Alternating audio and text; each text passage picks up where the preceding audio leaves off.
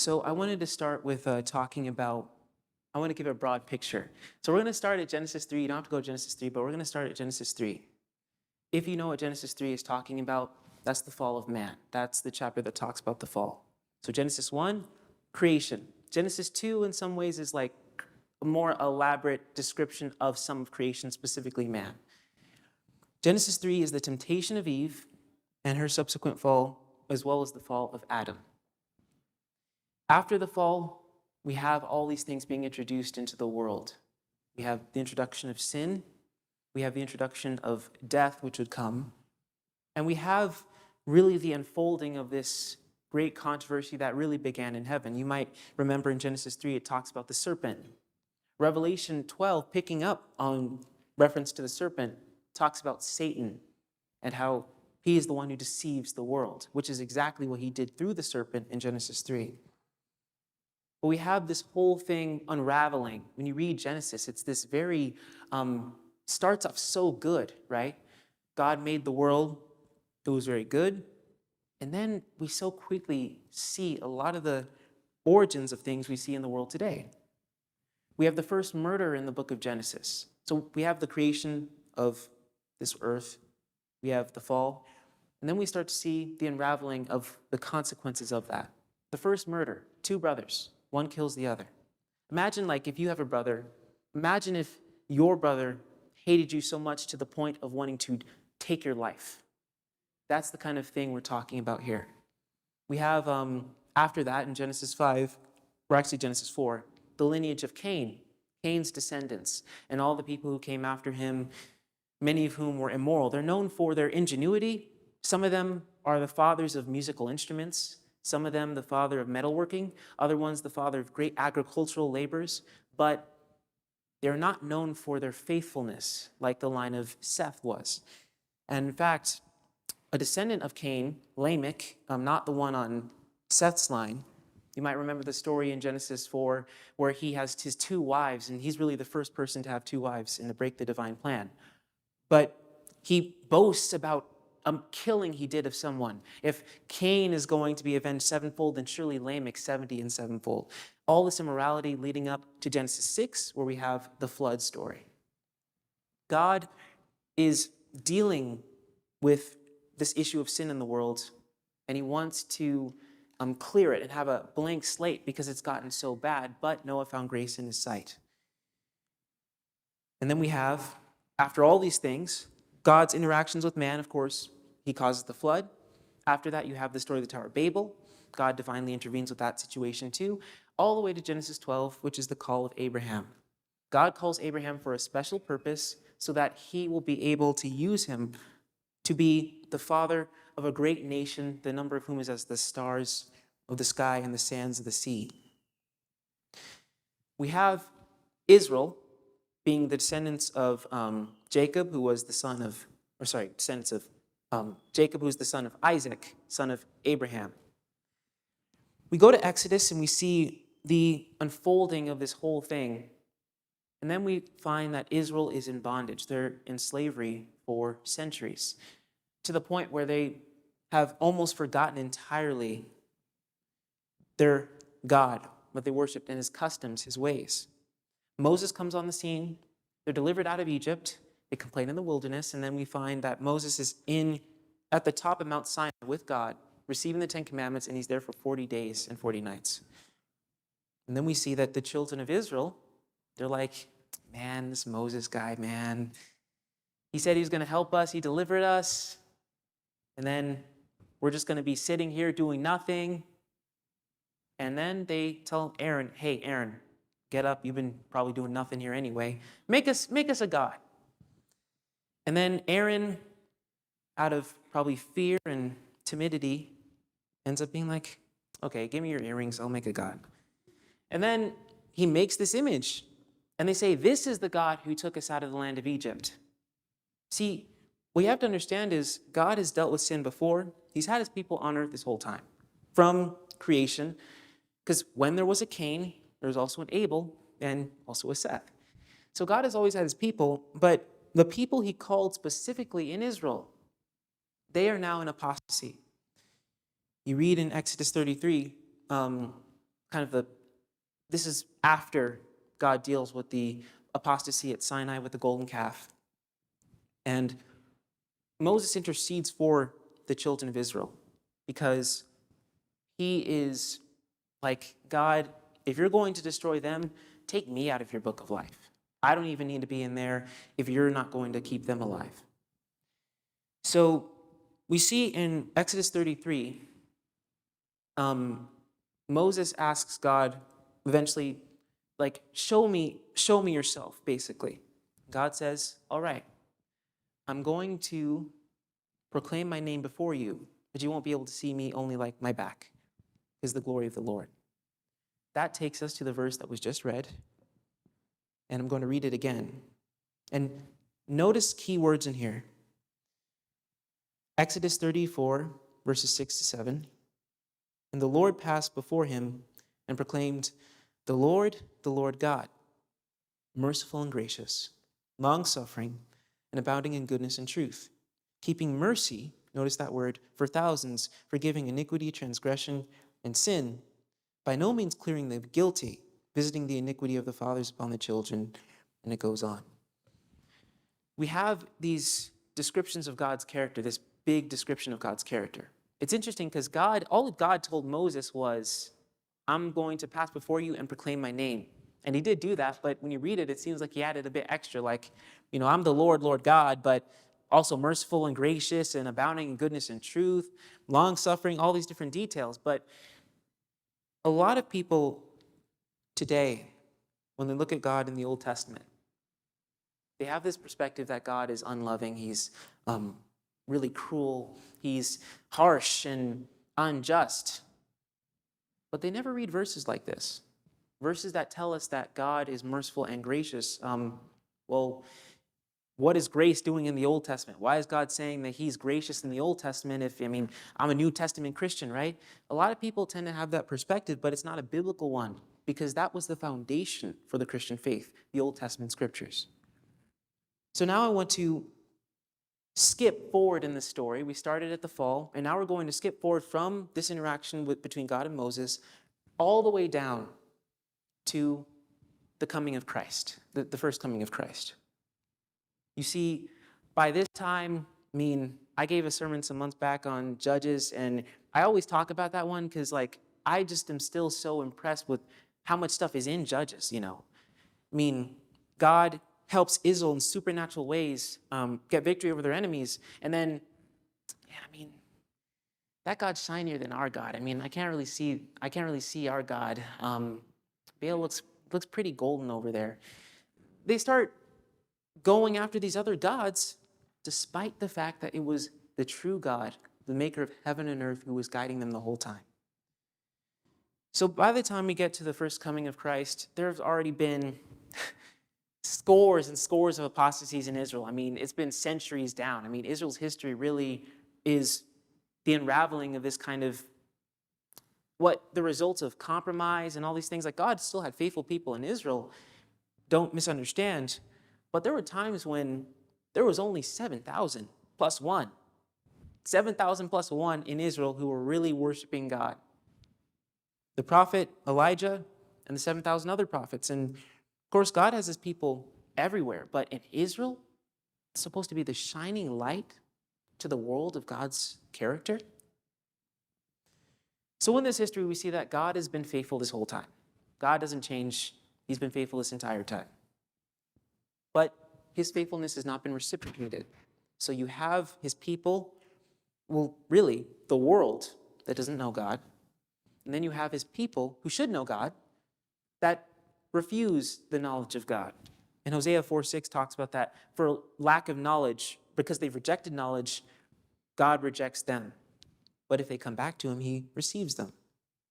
So we have Christ being born for the sake of fulfilling the plan of salvation, to secure for humanity salvation. And on top of that, to give them the unnecessary gift of eternal life. Unnecessary, I say, because it is a gift. The plan of salvation was to save us from death. God could have saved us from death, and we could have still, lived short lives maybe. Then, boom, could have saved us from that second death, that eternal death. But eternal life with him in his presence is a free gift. Christ was born for that purpose. And in Christ's story, we see that God anointed him with the Holy Ghost and with power. That's Acts 10:38 at his baptism with John. He goes out in the wilderness, obtains victory there. His life is really a life of victory, but his story is not only one of humility, it's also one of humiliation. So you have both Christ being humble, but also humbling himself even to the death of the cross. And that's exactly what Philippians 2:5-8 says. It says, "Let this mind be in you, which was also in Christ Jesus, who, being in the form of God, did not consider it robbery to be equal with God, but made himself of no reputation, taking the form of a bondservant." We're talking the God of the universe making himself in the form of a bondservant.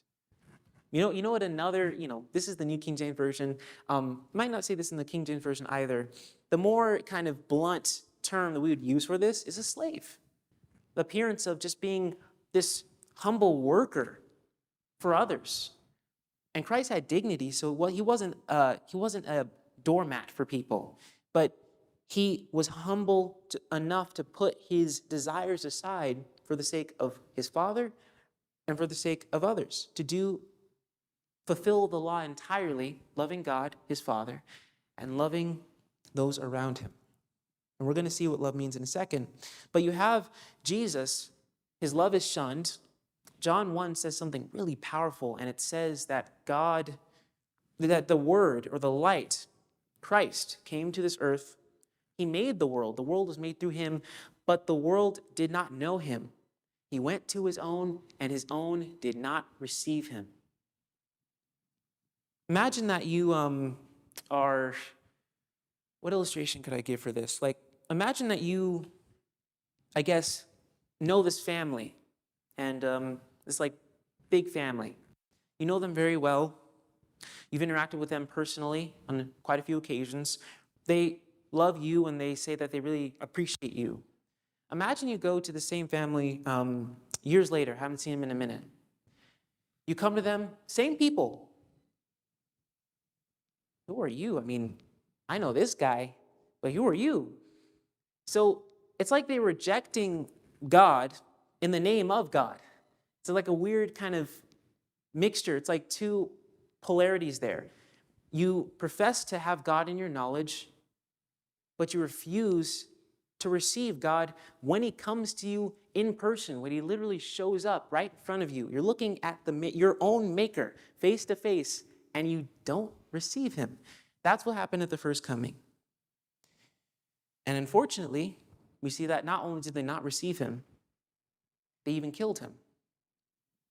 And the rest of that verse says in Philippians 2:5-8, "And being found in the appearance as a man, he humbled himself and became obedient to the point of death, even the death of the cross." There's a reason Paul emphasizes even the death of the cross. Crucifixion, Jesus' crucifixion, he was on there for a few hours. He died very quickly compared to most crucifixions. Most crucifixions would last days. And we're talking about having your wrist pierced like this. And by the way, there was no dignity in crucifixion either. You were entirely naked. We're talking about days of agony and trying to keep getting your breaths, but every single time you breathe in, it hurts. And every single time you breathe out, you're going to have to remember this next breath, I'm going to have to breathe in again and pull myself up so I can breathe. It was a very undignified death. It was a very cruel death, and it was designed to be that way. But Jesus did it for the sake of his love. And we all know the verse, John 3:16, "For God so loved the world that he gave his only begotten Son, that whosoever believed in him should not, but have everlasting." So, what we see in this story of Jesus is love. Everybody knows that. If you're not a Christian, you know that. You know that the story of Jesus is one of, love, and we all know John 3:16. You don't even need to be a Christian to know that verse. Here's the problem. The question is, what does love mean? Now, you have the love of God toward us, and then, as I said in the beginning, and then you have a response to that love. What should our loving response be to God's love? You could reword it and say, how does God show his love to us, and how do we show our love to God? So what I want to sort of now read to you, and I have a few verses here. You're familiar with 1 Corinthians 13. You might not know the reference, but charity, whether you know it as charity, King James, or love in New King James or NIV, we know the verse, like, love is patient, love is kind, it does not envy. I mean, I grew up on, like, Christian television, different things like that. I used to watch this old show, probably none of you guys know it, called God Rocks. Like, we used to watch it on, like, Smile of a Child, TBN. But they had this song where they were, like, singing. It was kind of weird. It was like a sort of, like, Beatles style of the song. But it was like, love is patient, love is kind, it does not envy. Like, they had a bit of a song. So I remember that. Often when we talk about love, what we tend to do is paint it in a broad picture, which is partly correct because we can never truly understand the love of God. The sermon's called Love Never Known. We can't fully know what God's love really is. That's that right there. We're going to be trying to get a major in God's love for the rest of eternity. We're working toward that doctorate in love, and we'll never get there because God's love is so deep and so vast. The thing is, God's love is not everything. If everything we could think of, like your idea of love or my idea of love, if everything is God's love, then it really means nothing. It's like if you take a term for, I don't know, say like you take the word tomato, right? What does tomato point to? It's a red, well, it's actually really a fruit, but, red vegetable fruit, whatever you want to think about it. If we'd make tomato mean like, yeah, tomato refers to a person with like ginger hair.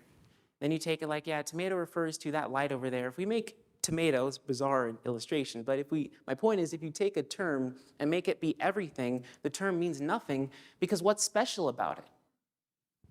So, God's love has lines and boundaries, but not as to who it falls on, as to what it is. That is what it has, because love has a definition. And that's in 1 Corinthians 13, 4-6. I'll be reading part of it. I'm going to read these verses that emphasize what love is not. Because if something is not something, then that means, of course, it's restricted. There's a point at which if love goes past this point, it's not love anymore. So 1 Corinthians 13, 4-6. Love does not envy. Love does not parade itself, is not puffed up or proud, does not behave rudely, does not seek its own, it's not self-seeking, is not provoked, thinks no evil, does not rejoice in iniquity, and the rest of that verse is, but rejoices in the truth. So love is not many things. And we don't often think of it that way because we make it so broad, but it is something. It may not be something we fully can understand. Think about it like this. You know the verse, God is love? Yes, exactly. That's 1 John 4:8 and 1 John 4:16. It repeats twice, maybe even a third time, but those are the two references. If God is love, then we can just put God in this verse. God does not envy. God does not parade himself, is not puffed up. God does not behave rudely, does not seek his own, is not provoked. God thinks no evil. God does not rejoice in iniquity, but rejoices in the truth. You can just take the verses about love in the Bible, put God's name in it, and that shows you his exact character, because love is the summary of God's character.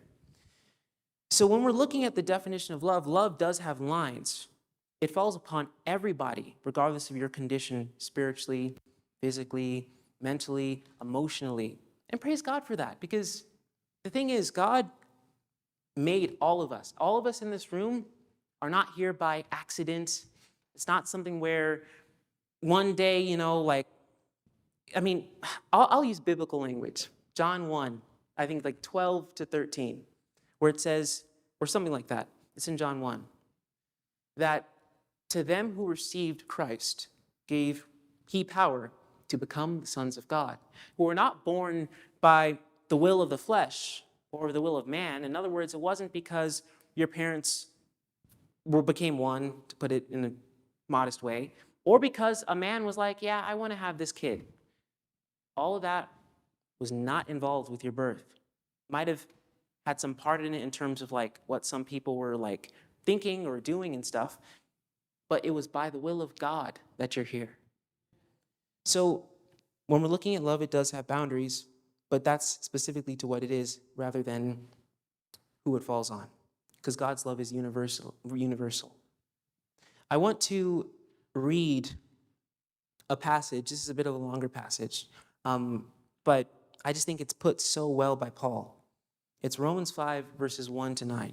So if you can go there with me and try to follow. I hope, like, if I ask, like, what does this next part say, feel free to say, like, says this word, I want to interact a little bit. Sometimes, when you're in church, and I used to be like this, I'm not really anymore, but sometimes you have someone who's, like, sitting, in the pews, and sometimes you're looking out and you see, or sometimes you're looking out, and maybe it'll be something like, making it look a little extra holy, but regardless, I hope you still follow. Hey, listen, I know the week has been a long one, but just stay with me. This won't be too long.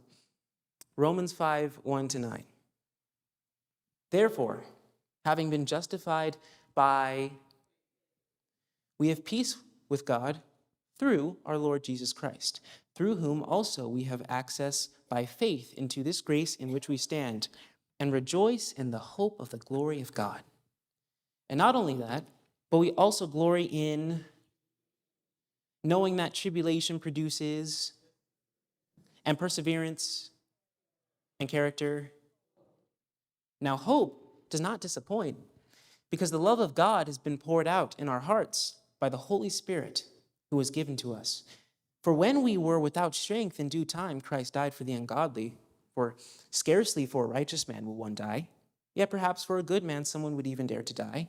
But God demonstrates his own love towards us, in that while we were still sinners, Christ died for us. Much more then, having now been justified by... It's interesting, before I finish reading the rest of it, the first part said we're justified by faith. Then Paul says we're justified by his blood. Well, is that a contradiction? No. Simple. We're justified through his blood by faith. In other words, by faith, we believe in that atoning sacrifice. And therefore, we are justified. You know what the word justified means? It means made innocent. Someone might be talking to you and be like, yeah, how are you going to justify this? How are you going to make whatever you're advocating for, make sense? How are you going to make it seem reasonable, logical? How are you going to make it seem like the right thing to do?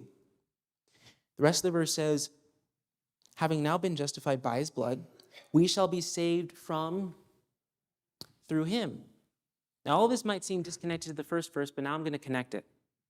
You remember the verses that you might have heard it when I was reading it in Exodus 34. It said that God keeps mercy for thousands, forgives iniquity, transgression, and sin, and will by no means clear the guilty. So how can God be all these things? Because we can summarize that really in mercy, right? And we can also summarize that in justice, mercy and justice. Because God is willing to forgive. He's able to forgive. He keeps mercy for thousands. And at the same time, he's not going to clear sin. He's not going to justify it. It's very interesting because when we look at the cross, we see both of these things. Now, to deal with sin, God could have done many things. He could have said, the law determines what sin is, so I'll just do away with the law. Boom, no sin anymore. Because there's no more a standard to tell you what sin is. So no one's a sinner, because there's no law. Romans 5:15 says, sin is not imputed where there is no law. So if God did away with the law, boom, no sin problem. The problem is that would be all mercy, and he would have been clearing the guilty, in contrast to his character that he just told us about in Exodus 34. God could have also said, you know what, man, I mean, come on. You listen to a serpent, I told you not to. You listen to your wife, who told you about the serpent, who I told you not to listen to. I'm just gonna, get out of here. Puts humanity to an end. The problem is, he would not have shown his willingness to forgive and to keep mercy for them. Both of these things we see at the cross, God's mercy and his justice. How?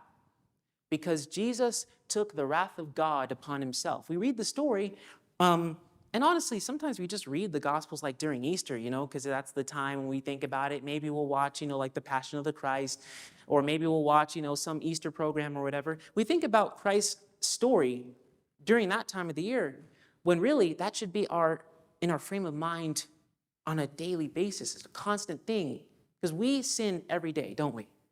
We make mistakes every day. Listen, hey, I'm not saying it. The Bible says it. Hey, if you say that I'm not a sinner, Bible calls you a liar. John wrote it, not me. So we all sin. We all sin. However, if we sin every day, or have a tendency to sin, we fall into sin many times. We fall short. Everyone has fallen short of the glory of God. Then what does that tell you we should be? What should be our response?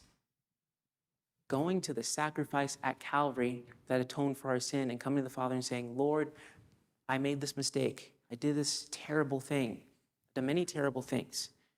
I am a sinner. Maybe you even might think you're the chief of all sinners. God, have mercy on my soul through the blood of your son, Jesus. And guess what?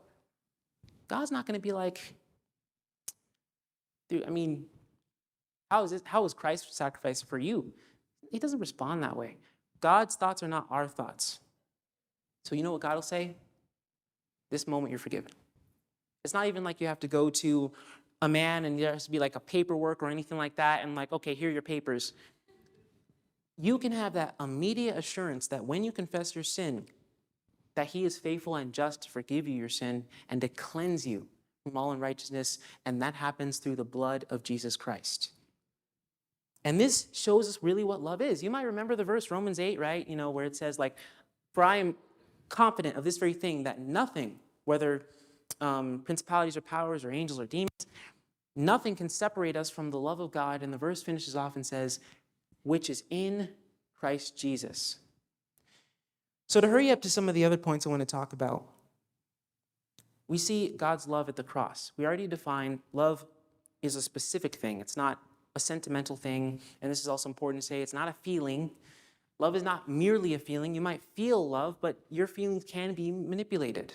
You have to keep in mind the love of God is God's love falls upon you whether you feel it or not, whether you believe in him or not, whether you believe that he will help you or not, or that whether he is real or not even. God still loves you.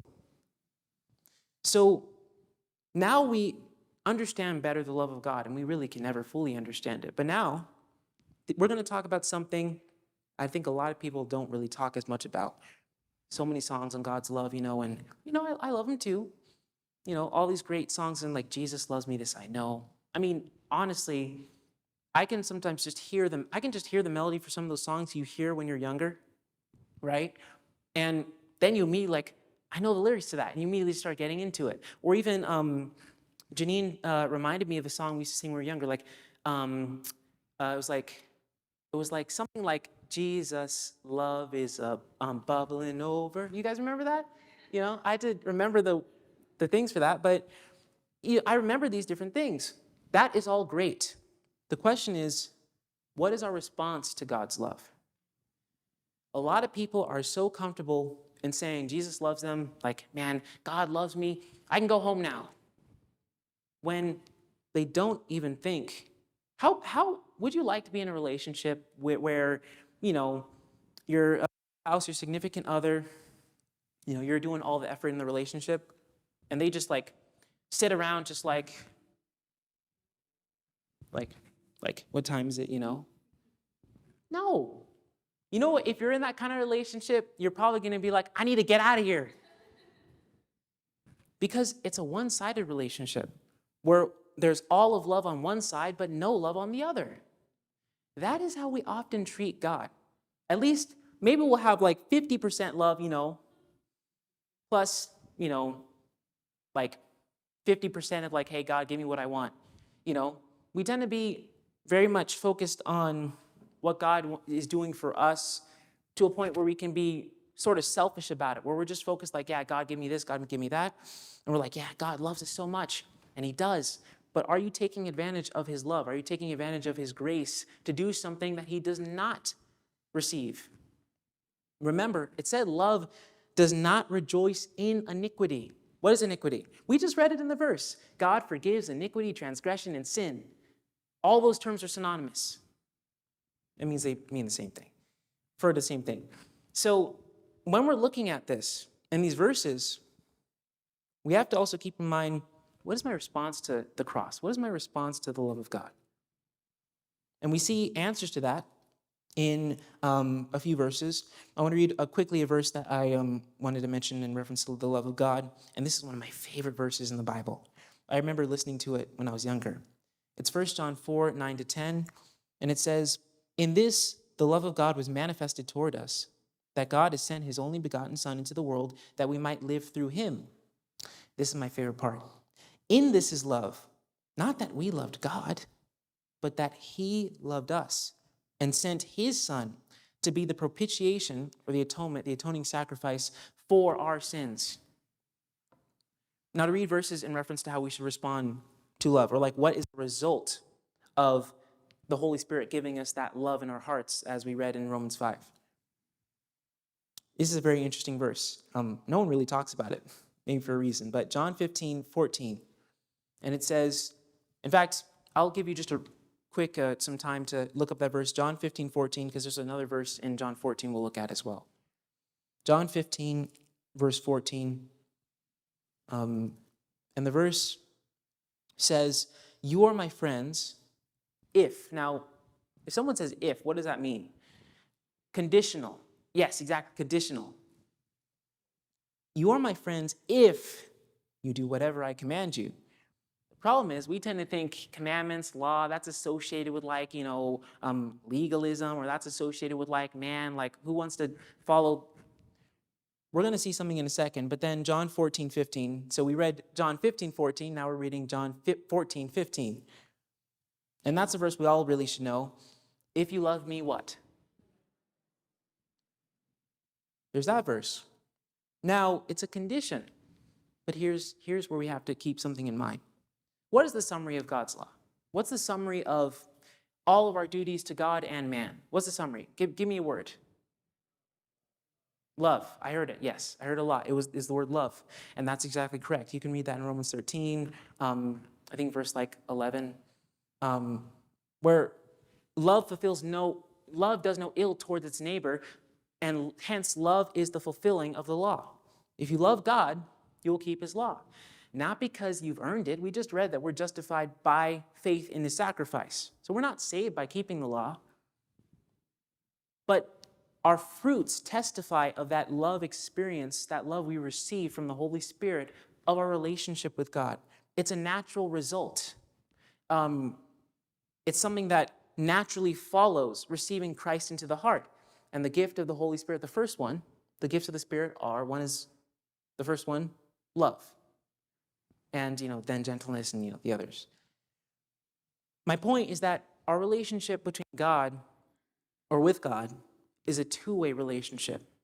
He gives us love, and receiving his love into our heart, being impacted by that, causes us to walk in accordance with what he says we should do.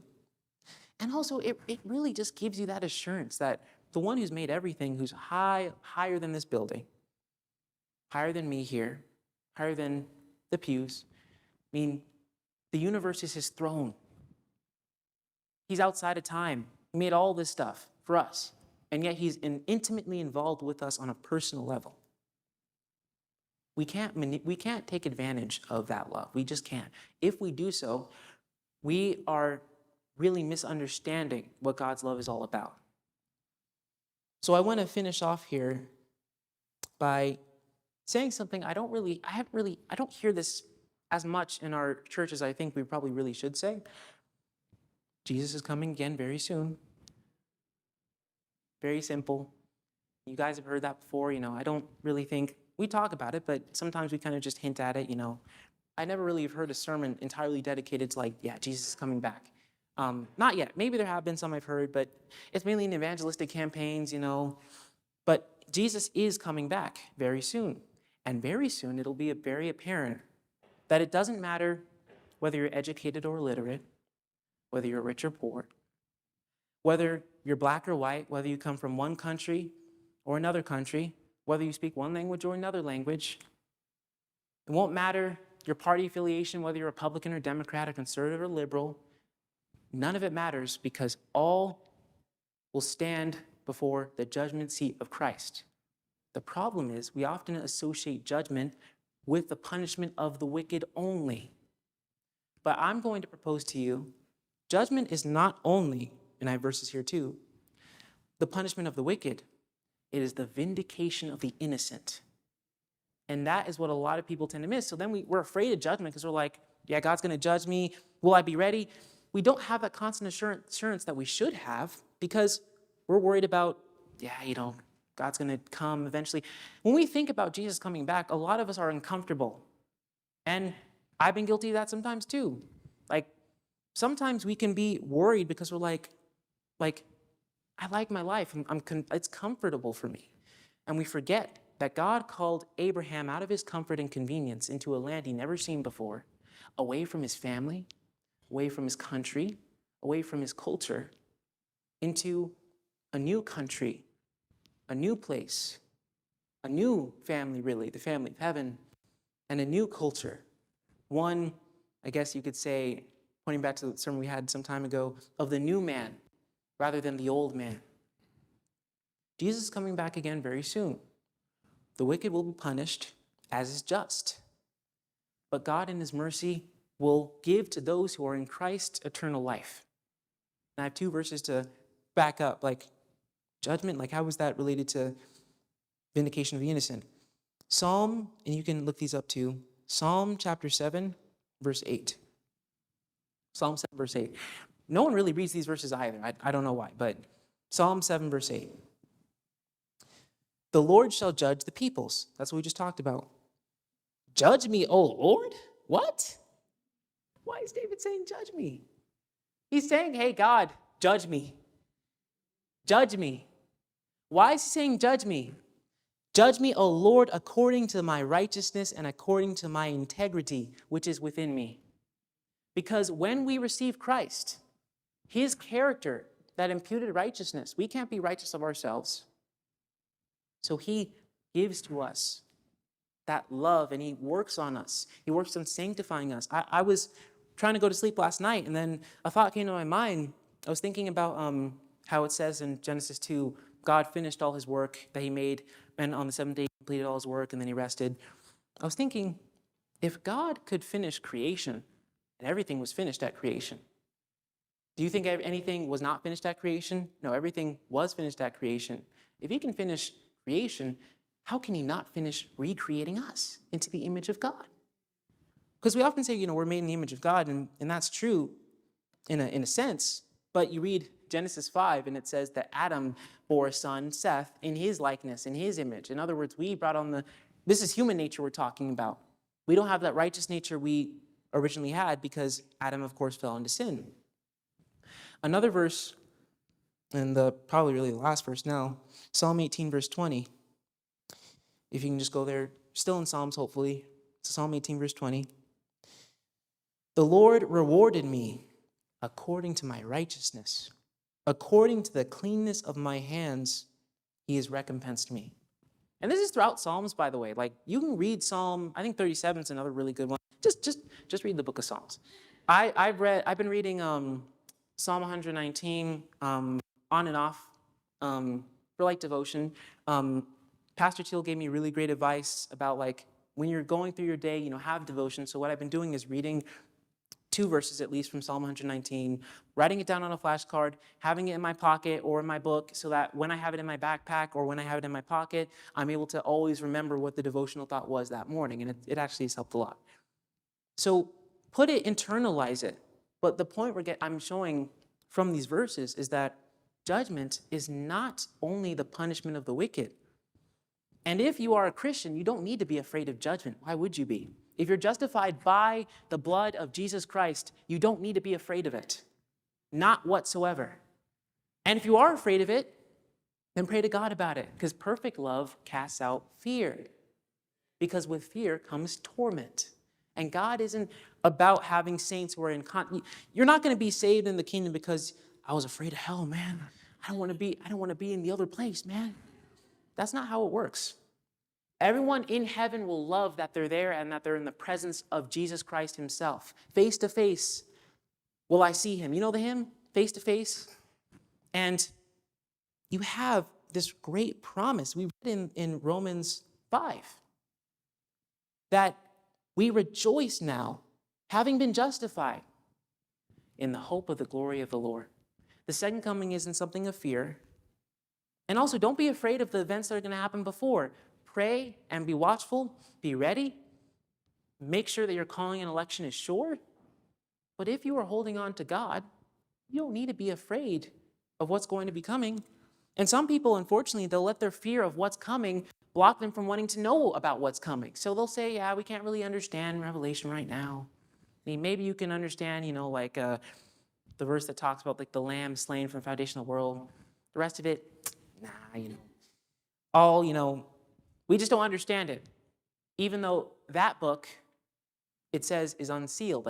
You have access to this. Blessed is he who reads it. That's verse 3 of the book of Revelation.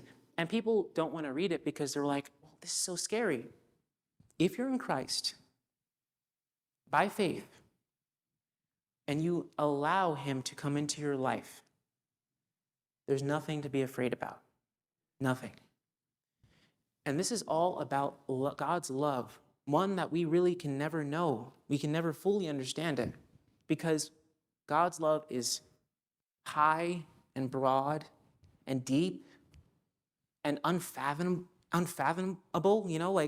Sometimes you think about what you've done in your life. I mean, if you're a new parent, there's a lot of new parents here. A lot of people had, kids for maybe a few years now. There are times when you're a kid, you're like, dude, I'm this close to just being like, bro, you're about to raise your voice. You're realizing I'm getting super angry because you're like, they're not getting it.